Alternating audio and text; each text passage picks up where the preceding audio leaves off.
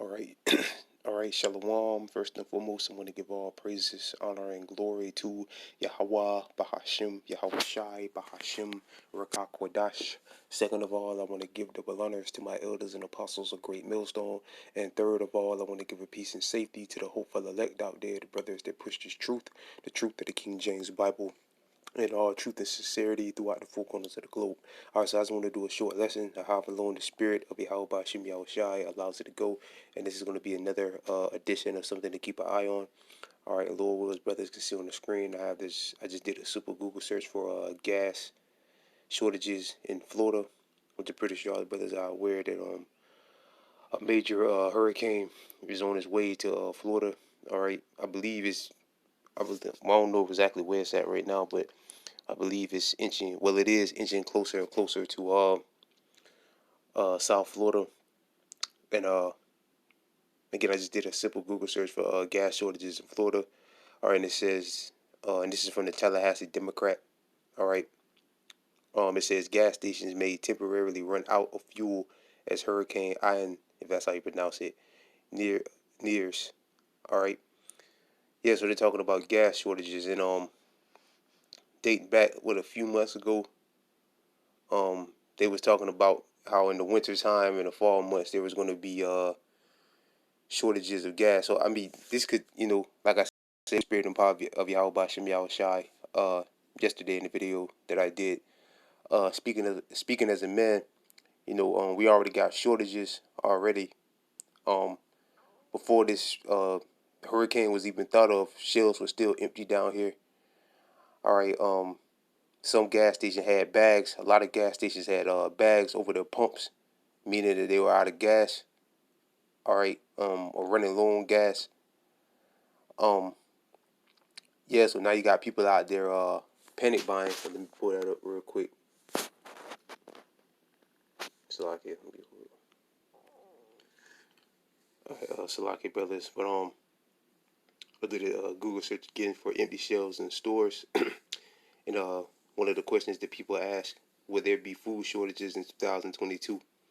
There have been several food shortages in 2022, with several factors influencing the scarcity in the global food supply chains. While any one of these problems could be cause for concern, all of them together adding up to the likelihood of further food shortages coming down the line. Now you got hurricanes to add to that. All right, because people are going to start clearing out the shelves, and then when you go to the store down here, they're already putting up signs, um, telling you that you can only get uh one thing of one case of water. So they're trying to stop the hoarding. Why? Because the supply chain is jacked up. Salakia again, brothers. Below with brothers can see on the screen again. I just did another Google search for panic buying hurricane.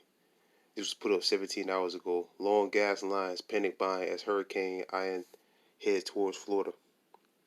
This is all I did an article on yesterday. Did a video on yesterday. Panic buying sweeps Florida as market shelves are stripped bare ahead of Hurricane Ian. 130 miles per hour winds. Salakia.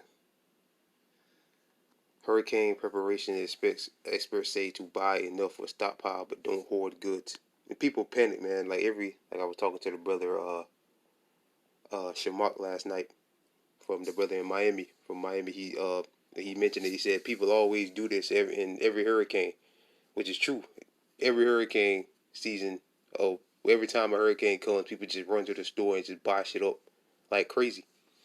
All right, and this time around we got supply shortages, food shortages. All right, and also last night when me and the brother held the class, me and the brother Ash and the other two brothers held the class last night, and he was saying his woman I guess went out to get some stuff, and she told him um that the water is gone, shelves are empty. People pretty much bought up all the water. All right, so yeah, man, this could help speed up. But it is, well, Lord willing, it is gonna further help cripple the supply chain, the food supply chain. All right, because grocery stores only have 3 days supply worth of foods, worth the goods. People out there buying shit up like crazy. And on top of that, you got a gas shortage of gas, which when Biden cut ties with Russia, buying Russian oil, buying Russian gas or whatever, oil or whatever, that crippled it. And then most of the oil reserves that America has, Biden shipped them to Europe. He shipped them off to Europe. So America's got problems, man. You know, this place is going down, man. And Lord willing, man, the Lord with this hurricane cripples the supply chain worse. Lord willing. And people struggle to get gas, meaning people can't go to work, which is going to further, tank jobs, things like that, man. All right, this is Ephesians chapter 5, verse 15. See then that ye walk circumspect, not as fools, but as wise, redeeming the times, because the days are evil. Right, the days are evil. The days are bad. All right, and like the article said, this hurricane is carrying, I think it said, 130. I don't know how fast it's going to be going when it reaches up here, but it said right here 130 mile per hour winds. All right, so that's pretty devastating, and it's going to bring a lot of rain. And Florida is surrounded by water, so it's going to drown out most of the coastlines. All right. Then on top of that, like the one that was in Puerto Rico, a week ago or so, it caused major blackouts. So also with that, the power could go out. All right. So yeah, just something to keep an eye on, man. Because things about to get, all signs show things are about to get pretty ugly down here, man. All right. What if the power goes out and we're out without power for like 5 or 6 days? Grocery stores can't open up. The banks shut down. All right, so on and so forth. So definitely just something to keep an eye on, man. Especially about food and gas. Most important thing is food and gas. Because people out there buying it up like crazy, buying it up like hotcakes.